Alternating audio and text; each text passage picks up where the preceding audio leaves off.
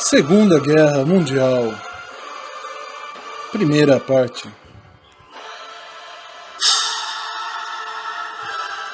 Síntese do conflito.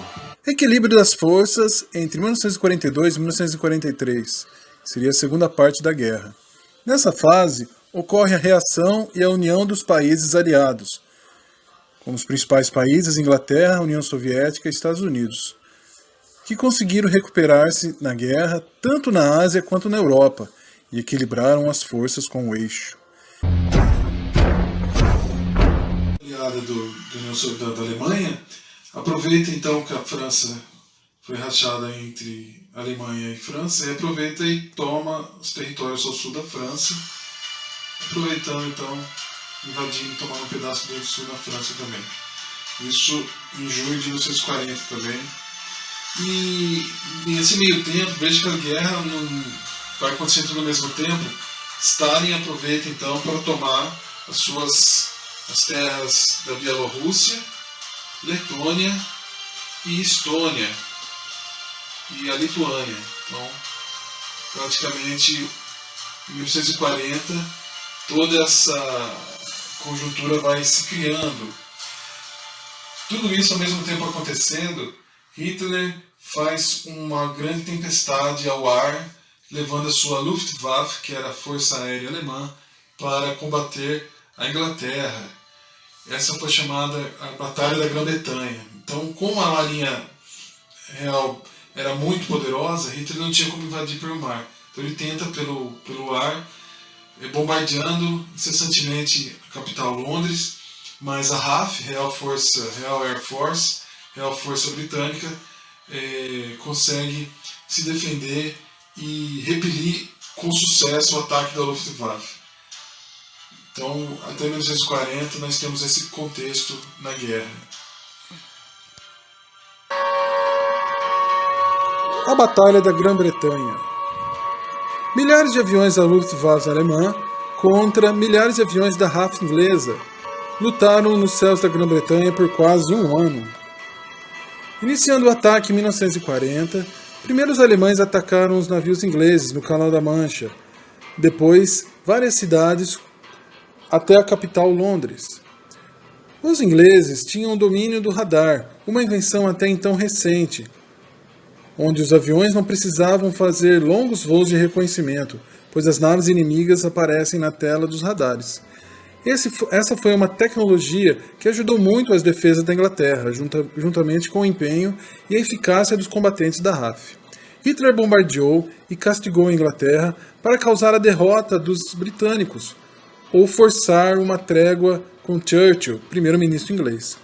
Apesar de estar arrasado, o Reino Unido conseguiu resistir rechaçando o inimigo e em maio de 1941 se tornou vitorioso na Batalha da Grã-Bretanha. Arrasados e em pé, como diz Churchill, lutaremos nas praias, lutaremos nos terrenos de desembarque, lutaremos nos campos e nas ruas, lutaremos nas colinas, e nós nunca nos renderemos. A Itália tinha territórios na Tunísia e resolve então, já que ela é parceira da Alemanha, invadir o Egito, que era território inglês.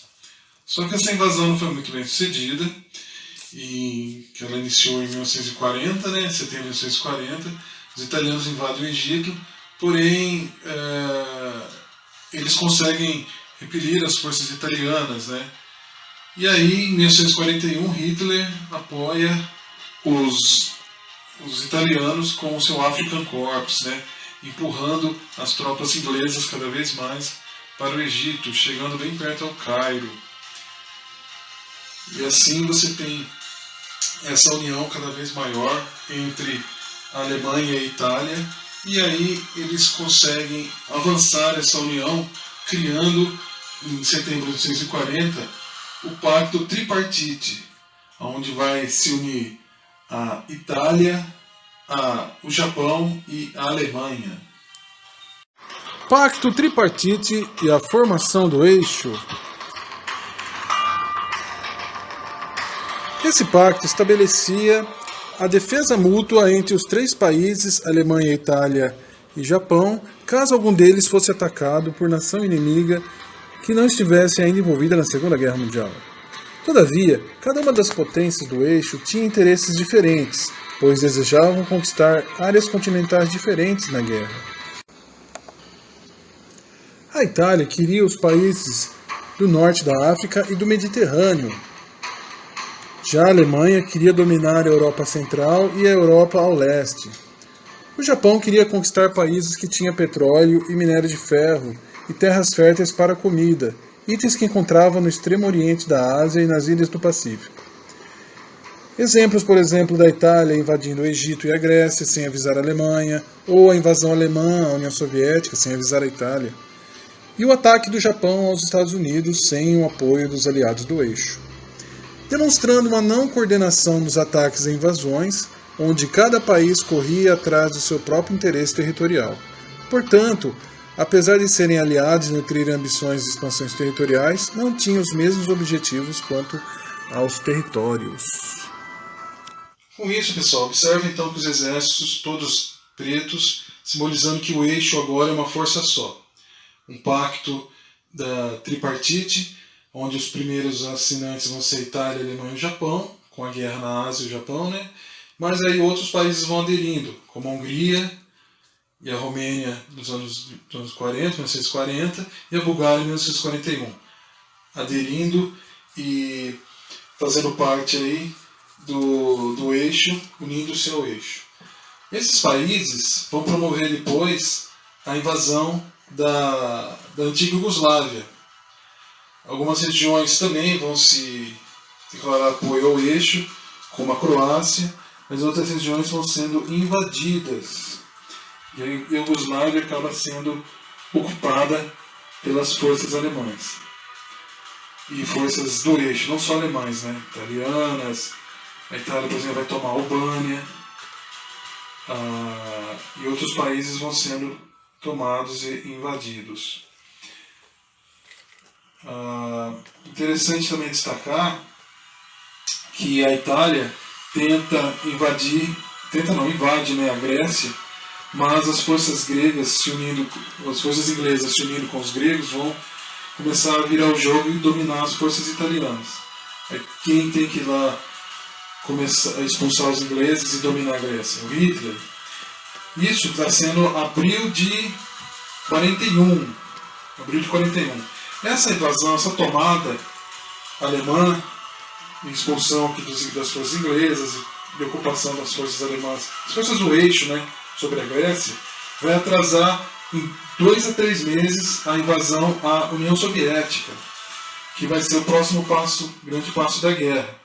Hitler queria invadir aqui em abril, mas tinha que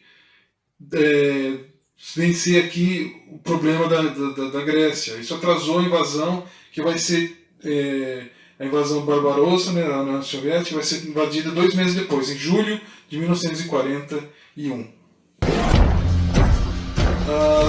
Então aqui ficou toda a força do eixo, e Hitler concentra toda essa força para a Operação Barbarossa. A Operação Barbarossa, pessoal, foi quando a Alemanha nazista e seus parceiros se uniram para invadir a União Soviética. Essa união, então, menos a Bulgária, vai fazer com que tropas se desloquem para toda essa região, inclusive tropas da França ocupada, franceses lutando pela Alemanha, espanhóis, portugueses também tinham representantes nessas forças, e eles começam então o conflito no dia 22 de junho de 41. Então vai ser uma invasão onde eles vão tomar toda a Polônia.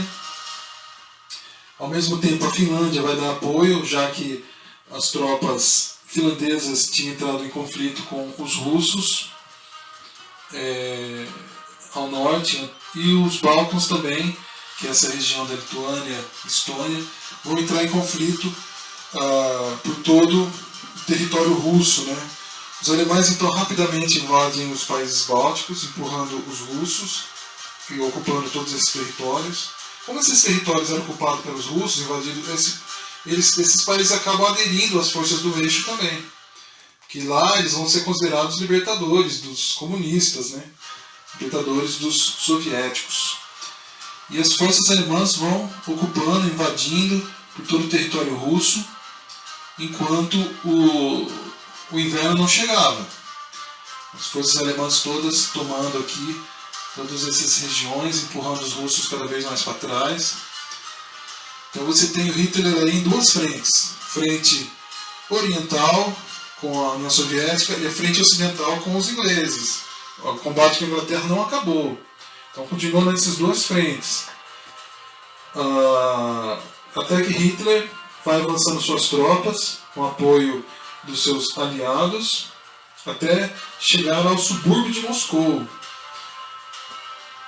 E isso você já está chegando no mês de dezembro. E dezembro na Europa é inverno, e inverno deixa todo esse equipamento de guerra muito pesado, e isso vai ser um dos piores inimigos da Alemanha e do eixo.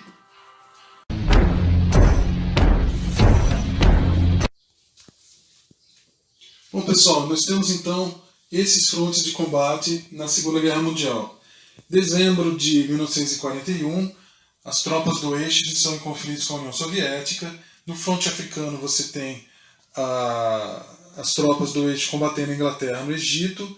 E no fronte oriental você tem o Japão, que já desde 1936 já tinha invadido a China e promovendo a guerra entre esses países. Como o Japão dependia muito dos combustíveis que vinham de fora para alimentar a sua máquina de guerra, os americanos, que é do outro ponto do mundo lá, cancelaram a venda de petróleo e combustível para eles. E o Japão vai lá e bombardeia o Havaí, na região de Pearl Harbor. E como o Japão bombardeia a base naval norte-americana em Pearl Harbor, os Estados Unidos declaram guerra para o Japão. Em 8 de dezembro, 7 de dezembro, os japoneses bombardeiam, 8 de dezembro, os americanos declaram guerra ao Japão, entrando então na Segunda Guerra Mundial.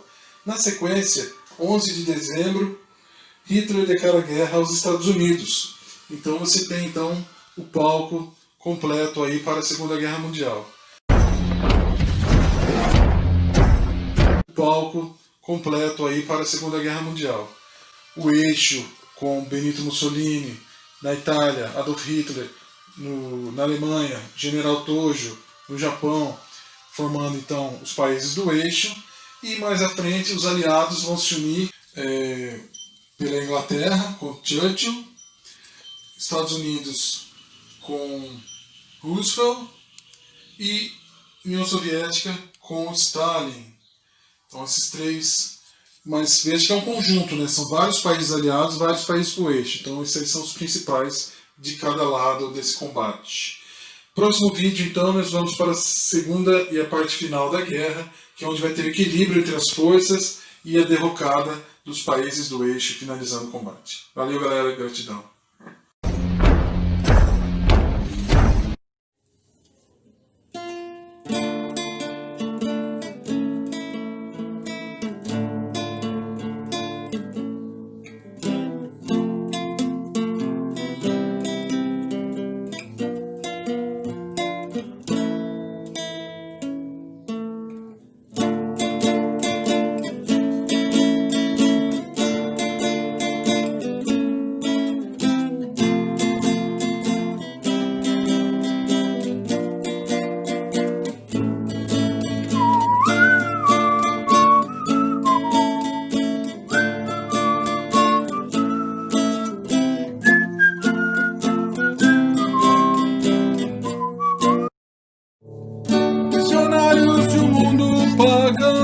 Vão enfiando ódio e destruição nos quatro cantos da terra.